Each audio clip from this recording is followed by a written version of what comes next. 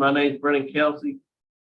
Cheryl Knotts and Ms. Bonnie Jackson will be panel. We're at DC headquarters in Baton Rouge. Our remote location is Richland Parish Detention Center with staff and support at Richland. Please introduce yourself.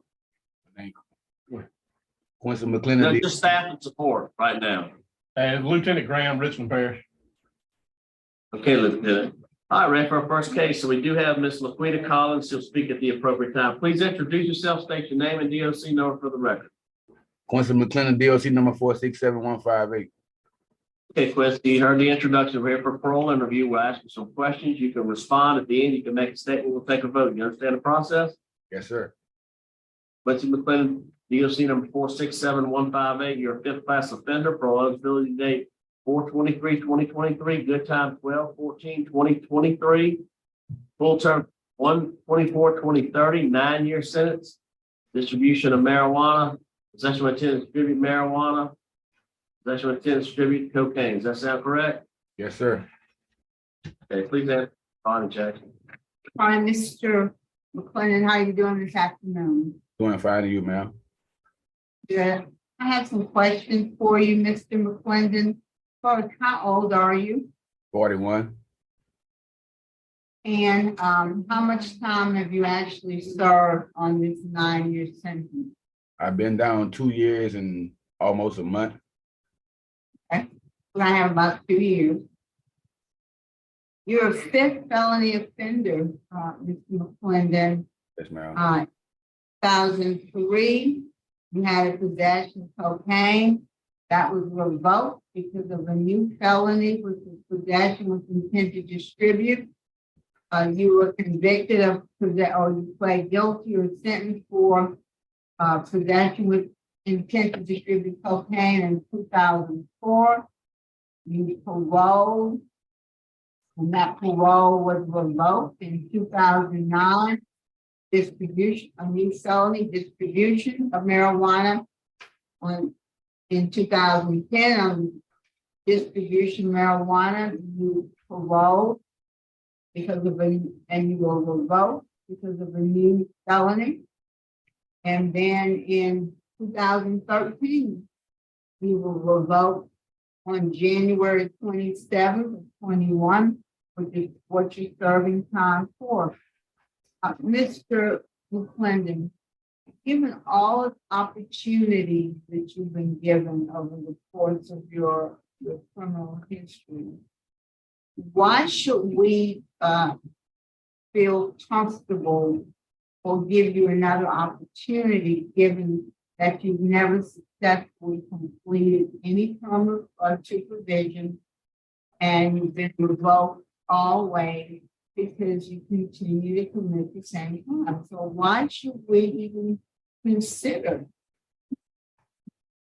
At the time, releasing? ma'am. Why should we consider releasing you? At the time I was young and I feel like I didn't have nothing to live for, you know, and I was just running the streets wild and I did things I didn't have no business. And I'm a grown man now. I've grown, you know, so I learned, you know, so I have kids to live for right now. I just lost my two most important family members, my mother and my father. Now I have something to live for. I have 4 kids. I have 3 daughters and a son. And I don't want them to follow the same tracks I've been going down in my life. You know, I feel like I come to better myself right now, you know. I want to go out and be a father to my kids like my parents was to me, and I just took the wrong road of destruction. First of all, you were just revoked in 2021. Yes, ma'am. I just got in trouble. And yes, ma'am. So you weren't young, you were 38 to 39 when you got revoked. Yes, ma'am. But the one I'm saying prior before that, I was young. But this right here, You didn't stop. And you had kids, you had kids. yes, ma'am. Huh? So let me ask you this. What programs have you taken since January of 2021? I took reentry, and I just got a certificate for risk management. Phase 1? Yes, ma'am. So it's two phases to that. What kind of substance, and we did celebrate recovery, that was in 2011. Yes, ma'am. And I don't, like, we didn't complete that until 2011. I noticed that you had 2 write-ups in 2021, on September 28th of 21 for contraband. What was that about? They came and did a random shakedown on me, and that prior to the shakedown, they searched my area. I had a camouflage hat that said I couldn't have. I had a piece of cardboard in one of the foot lockers I had. It had pictures of guns on it, like graffiti of guns, and it said it had some bleach around my area and some Newport cigarettes I wasn't supposed to have. And they put me in a cell block, and I lost 30 days of the 120 days I earned from reentry. Well, you knew you weren't supposed to have cigarettes, so why would you have a cigarette? They sell cigarettes at the center I was at. Well, what about the intoxication on 12/20/21? I worked at the Golden Nugget Casino, and the day that night I worked, I got off that morning. Me and the elder guy that worked with me, we did a restaurant. In the restaurant, they said they found the alcohol bottles in. I did not work in. They didn't have no proof or none of that, or whatever. And the guy I worked with, he was a witness, but he couldn't help me out in court. So they said a guy wrote a statement on me and saying those the alcohol bottles belonged to me, which I didn't work with nobody but one elder guy. And that night there, I don't know what happened that morning after that. And that was Monday. I got off Tuesday morning. Tuesday and Wednesday, I was off work. And Thursday, they called me up front to the administration, and they were telling me about the situation or whatever. And I never got a breathalyzer test, and never tested me for alcohol or nothing like that or whatever. And it was a totally lie. I didn't have nothing to do with the situation they said I had going on with that situation, man. What about the aggravated work offense? They just gave me the aggravated work offense because they said I got fired off the job. Well, did you get fired off the job? Yes, man. They said the man named Chef Elliott, he fired me because due to the situation, they said the guy wrote the statement on me about that the bottles of alcohol was mine. They wasn't.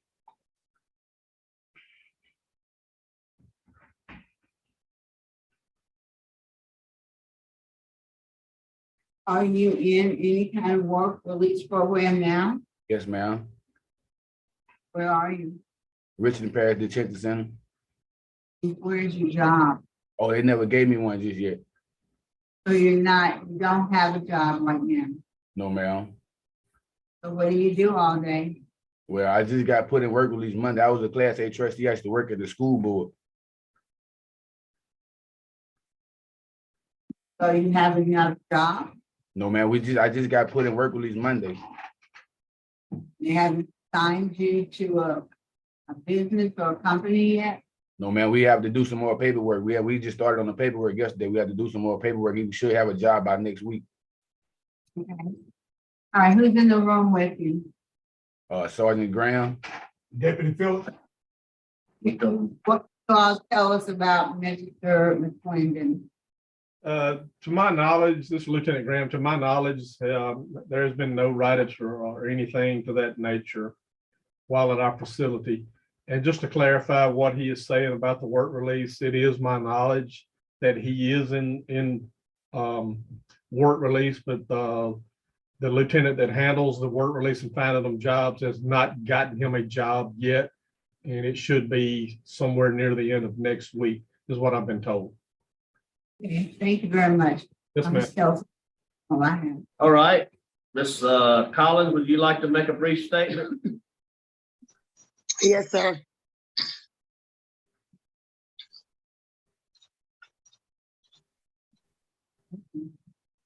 Would you like to make a brief statement? Go ahead and make a statement.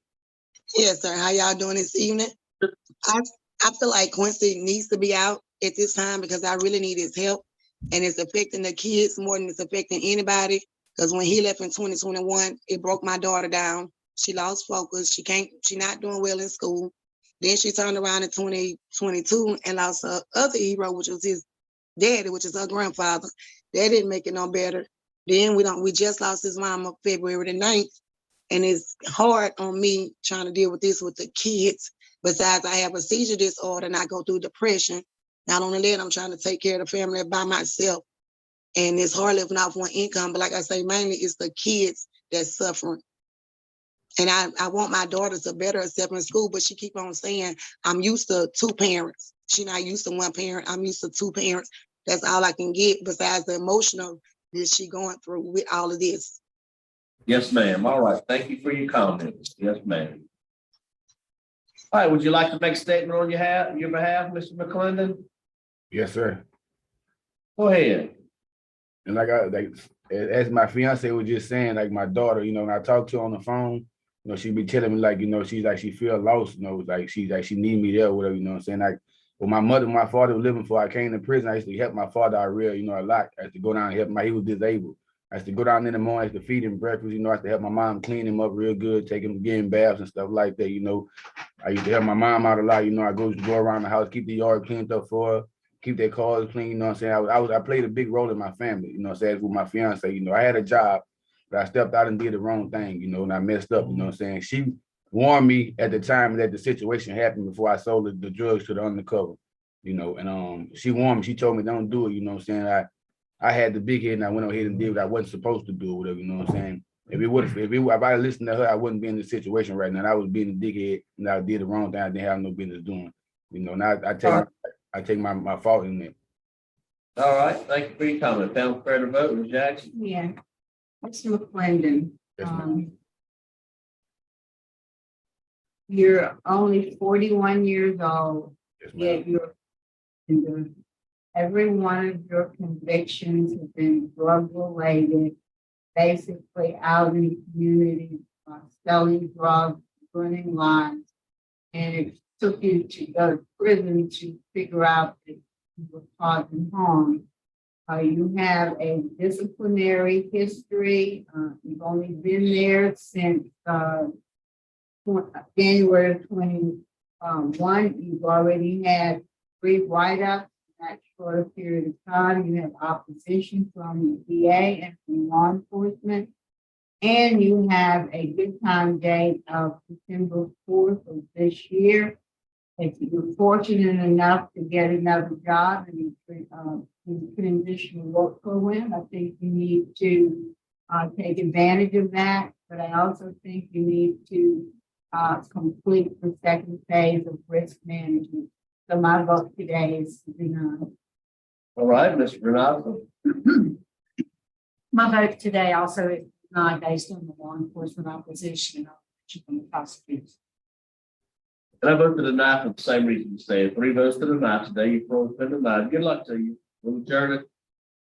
137 at Richland.